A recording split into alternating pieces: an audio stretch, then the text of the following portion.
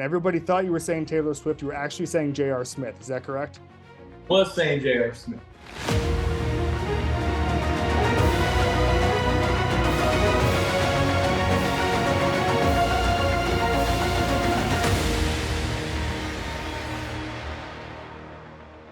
All right, man who needs no introduction, Josh Allen. He's here with Visa. What's going on, brother? Just hanging out. Thanks for having me on. Yeah, of course. We'll start here. Tell us what you're doing with Visa and the sweepstakes. Yeah, partnered with Cash App and Visa. It's a sweepstakes to get a chance to win an all-inclusive trip for two people to the Super Bowl in Vegas. All you got to do is use your Cash App Visa card every time you use it. You get automatically entered to win this all-inclusive trip. So I think it's a pretty cool deal to partner with, and hopefully the Buffalo Bills will be playing in that Super Bowl. That's a long ways away, but it's good to dream.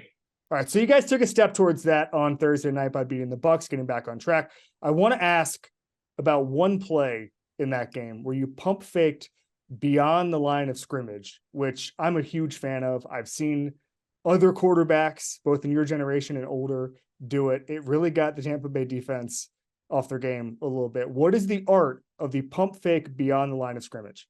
I think going back and I think Brett Favre did that quite a bit. I was a big Brett Favre fan growing up, and I think Aaron has utilized that.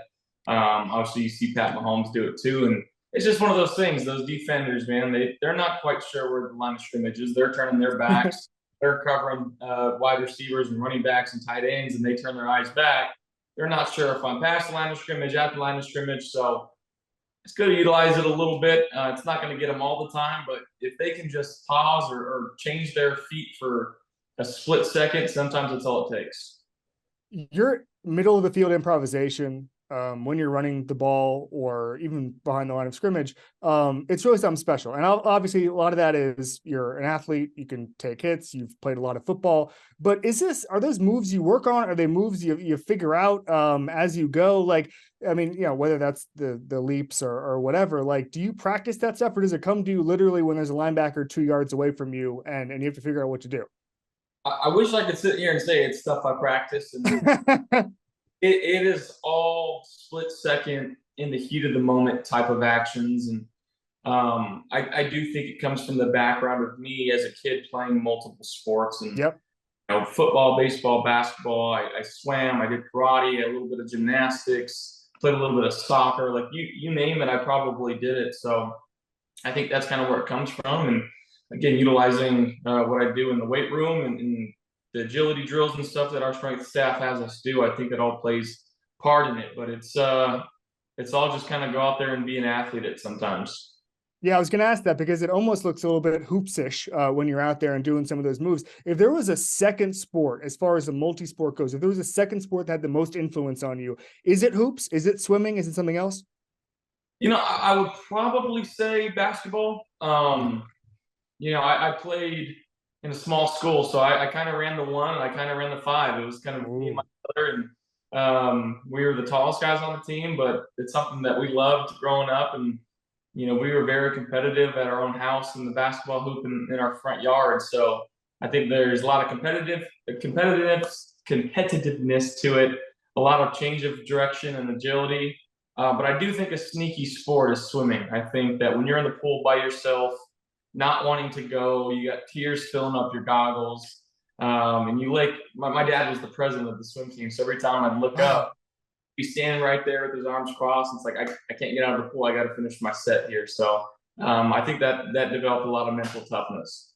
Quick one. If you were to compare your basketball game to anybody's, who would it be? I mean, 1 through 5, that sounds like Giannis to me, but I don't know. I don't know what I was seeing there. I think if I was, I don't think I'm not saying this in a cocky way, but I think Klay Thompson. I think 3-and-D type guy. Again, I'm going to bust my balls and trying to be a defender, and I'll make some threes when it comes to it, and try to be a facilitator at times too. So I think Klay would be a good one. I'm a big fan of his game as well. I love that. Great guy, great role model for the kids. Awesome teammate, all that stuff. You're going to play Cincinnati next. Obviously 2 of the best, not just young quarterbacks, but 2 of the best quarterbacks in general, of their era, of whatever you want to call it, facing off against each other. And I'm curious, obviously, within that generation, we know who the greats are. You're one of them. Joe is one of them. Is there a relationship between all of you guys? There a damn text chain, WhatsApp, whatever you want to call it, Joe, Pat, you, and what is that respect like between you guys, since you guys kind of have established yourselves as sort of leaders of that group? Yeah, I wouldn't say there's a text chain with all the guys. I do think that every person kind of has different relationships, and I play golf with Pat at the Tahoe tournament every year, and I feel like we've got a pretty good relationship. And same thing with Joe. I think that it's different than mine and Pat's, but quarterback coach from Jordan Palmer coming out, and we spent a lot of time throwing together. So we definitely have a lot of respect. I think that's the key word, respect. And I do enjoy being around those guys. They're guys, and I think that's, again, what kind of puts us in the position to be the type of players we are, is because, one, we love football, and two, we love everything around football. That's the team camaraderie. That's being a guy's guy and trying to rally a group of 52 other men to try to accomplish one goal, and that's to win a world championship. Tickets to the game, merch, meals at iconic restaurants, stays at Caesar's Palace. All this can be yours when you bet with Caesars Sportsbook. Win or lose, every bet earns reward credits, which you can redeem across the empire. Now, if you haven't started yet, use the code OMAHAFULL and then place your first bet up to $1,250. If you win, great, you keep those winnings. But if you lose, you get your stake back as a bonus bet. Your game against Tampa Bay, it was one of the quickest releases, not just that you've had as far as time to throw, but anybody's had, and I think something like 3 years. You were getting the ball out, you were making quick decisions, your guys were all over the field, and you guys got back on track. I'm curious, everybody was talking about tempo going into this game, and that's not just quick release, but it's the entire offense. I'm curious what felt right about the game against the Bucs, and what were you doing that you thought worked? Well, what I'm going to say sounds contradictory, but sometimes when you speed up the game in terms of your tempo, it slows it down. Yeah. And you're able to see certain things. You're putting the defense in a bind. If they're not used to going up-tempo defense, it may limit some of their calls and put them in some more basic calls that you feel like you're prepared for. And again, when they do dial something up exotic, you've got 15 seconds on the play clock to decipher it and get into something that you like or you love. And I feel like that's what we did a good job of that last night, of just, seeing what they're trying to do, having an answer for that. And our guys went out there and executed.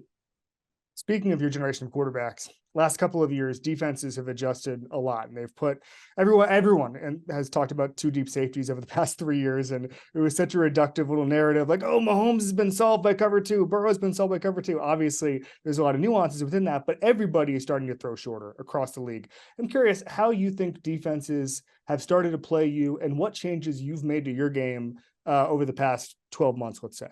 Yeah, I mean, I think the trend in the league right now, as far as defense goes, it's more of a quarters type thought process now. It's more of a palms, where the safeties are eyeing number two if it's a 2-by-2 formation, and once those number twos go towards the sidelines, they turn their eyes to number one, and it plays a little bit like Tampa too, but we call it 44 palms. And again, it's just kind of forcing teams to take this underneath stuff in hopes that quarterbacks get greedy and try to force something down the field that's not there, which I've been a victim of, myself. I got to control that and limit those turnovers. But, I think that's what a lot of teams are doing right now. So you got to be able to run the ball in two eye shells, and you got to be able to stay patient and keep taking what they're giving you. Is it a process for you? I know that taking the easy throw, being patient sounds like the easiest thing in the world, but you mentioned there are struggles with it. What's the process where you just say, okay, I'm just going to take this easy throw, I'm not going to try to hit the grand slam every time? Yeah, I think situation of the game kind of dictates that, and the flow of how everything's going.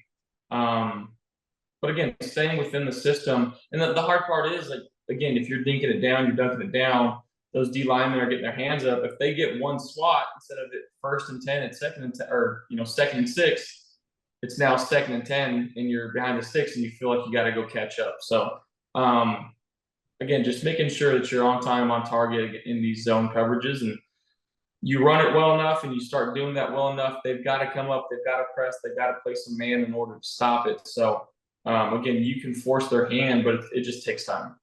What's the move on Halloween? Like, are you a huge costume guy? Do you just like to hang out and maybe just put some vampire teeth in? What's the move at a Halloween party for Josh Allen? Yeah, as a kid, I always despised and hated Halloween. I hated dressing. I hated being anybody other than myself. I didn't like the costumes. I didn't like the makeup. I didn't want to be a part of it. I enjoyed trick or treat with my friends and the candy that came with it. But as a kid, my parents would buy me a costume. Like, I'm not wearing that. I'm not going to do it. Just let me be a football player. Let me be a zombie or something. But I'm not crazy. So it was kind of always the same thing. I dressed up as a kid, but our team here does a pretty good Halloween party, and I think that helps team camaraderie too. So everybody gets in the season and dresses up. So this year we got something good. I don't know if I can spoil it yet, but it's a famous football character. That's all I'll say. Oh, the anticipation builds. So you would just go to these houses, have your trick or treat bag open, and you would just be Josh Allen wearing your Pop Warner jersey, basically. Yeah, more likely. Or I dress up. I was a 49er fan growing up, so it was either like a Jeff Garcia jersey or a Terrell Owens jersey or something like that. So it was something along those lines. Wow, that's incredible. Yeah, I was. I don't know if I think I'm a little older than you, but if you remember Horace Grant, the Magic player, and the Bulls player, he had the goggles, and I got those goggles because growing up in Orlando. So I would just at like 6 p.m. on Halloween every single year just be like, I'll just throw on the goggles, and I was just Horace Grant. And people in Orlando knew what that was, and it was great. You'd get the candy. The process works, Josh. It's fun. Yeah. It's all about the cheese, it's about the candy, it's about the W's, and the candy's the W's, right? Absolutely. Just collecting assets. All right. So your audibles made waves on Thursday night, and everybody thought you were saying Taylor Swift. You were actually saying J.R. Smith. Is that correct? Was saying J.R. Smith. Yes. Okay. What is the process of naming the audibles? Is it just folks you admire? Is it just like, okay, this play is doing something where we have to name it after this famous person? Like, what is that process like? Most of it has to do with our concepts. Like if we've got, in terms of, it's called a Cavalier concept. It's a low, like a high-low, whatever, and don't want to give away all the secrets, but every game has to do with the concept. And it's like in our 3-level concepts, it's basketball teams, and we try to find players that have played on that basketball team to make it easy. So there's a lot of that going on. And that's basically it. Like it just some of it's like transportation series. Sometimes it's this and that. I don't want to can't spoil too much, but everything. I wouldn't say everything. There's been some off the wall terms that we've used, and I don't know where they've come from, but it's been put in. It's just like, all right, we got to stick with it, roll with it. But everything typically has some sort of key word or something to help trigger the brain of like, all right, this is the play. Get in there and go run it. Are you a J.R. Smith fan though? I mean, like hoops, golf, like that's an icon right there. Absolutely. Prime J.R. Smith was must watch basketball, flying through the air, some crazy dunks. He was pulling up from everywhere too. I'm a big J.R. Smith fan.